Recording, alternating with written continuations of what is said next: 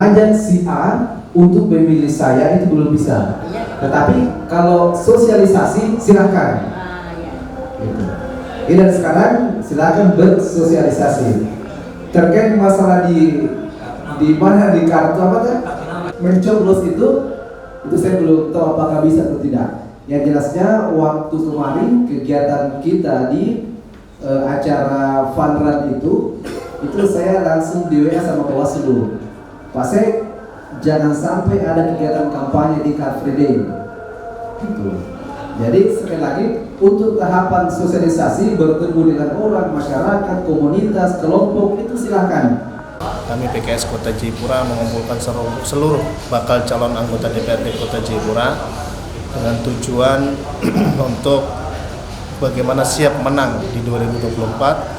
Meraup suara sebaik mungkin, memperbanyak silaturahim, menguatkan ikhtiar ataupun persiapan-persiapan di dapil masing-masing, dan ini juga pendampingan untuk membedah data para BCAD yang pernah maju ataupun kemudian kita bedah di setiap dapil agar bekerja, para caleg itu bekerja sesuai dengan data yang ada, bukan hanya sebatas yang penting kerja, tapi harus terstruktur, terukur, dan agar mencapai sebuah target-target yang diinginkan.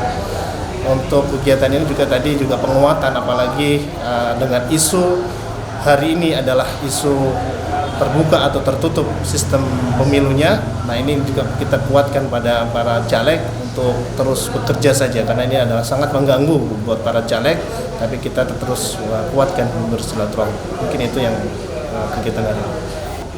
Aturan Bawaslu memang kami juga sering berkoordinasi, jadi selama itu masih mensosialisasikan terkait dengan nomor urut partai, kalau mensosialisasikan pribadi sebenarnya yang penting tidak meminta untuk mencoblos. Saya pikir ini juga tidak masalah, karena hari ini harus memperbanyak silaturahim kepada masyarakat, mengenalkan diri, niatan akan maju dan lain-lain. Karena ini juga harus disampaikan jauh-jauh hari sebelum kemudian memasuki tahapan kampanye. Itu yang mungkin kami selalu berkoordinasi dengan Bawaslu di tingkat distrik maupun kota. Untuk makanya tadi ada bedah dapil, itulah yang kemudian kami sampaikan kepada para BCAD, target-target untuk mendapatkan satu kursi. Kalau pembagian dari per dapil itu berapa, misal rata-rata di angka 5.000 misal gitu, dengan asumsi 80% pemilih atau DPT itu terpakai. Maka itu kita harus perjuangkan di setiap dapil sehingga mereka mengetahui bahwa berapa suara yang harus dicapainya.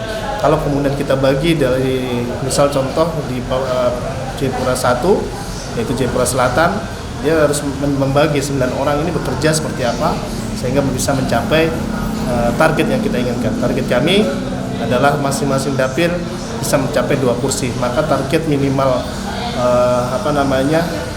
suara gitu ya, minimal kalau kita berkaca dari 2019, maka minimal kita harus mencapai sekitar 11.000 suara bisa mendapatkan 2 kursi. Itu yang akan disampaikan kepada BCAD agar mereka terus bekerja dan terus berbuat untuk masyarakat.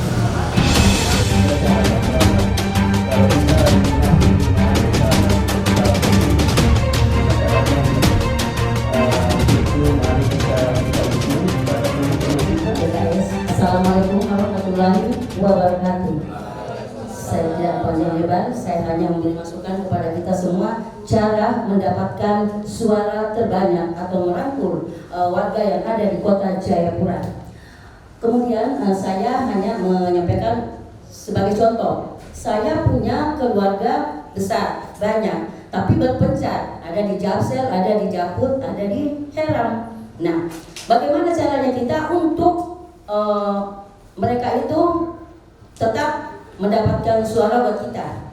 Nah, sebagai contoh kemarin saya sudah ditampik oleh Pak Haidar bahwa kalau boleh saya mengusul, kalau boleh teman-teman yang ada di Japut, tolong keluarganya yang ada di AB, tolong pilih Ibu Rusia misalnya. Nah, ini ya. Kemudian saya juga begitu, yang ada di AB, yang saya punya keluarga yang ada di Japut atau Japsel ataupun di Heram atau Moratami, tolong pilih ini ya, Nah itu. Jadi kita saling memilih. Jangan kita sampai keluarga itu memilih partai lain. Jadi kita harus memberitahukan dari sekarang bahwa PKS, siapapun orangnya PKS satu.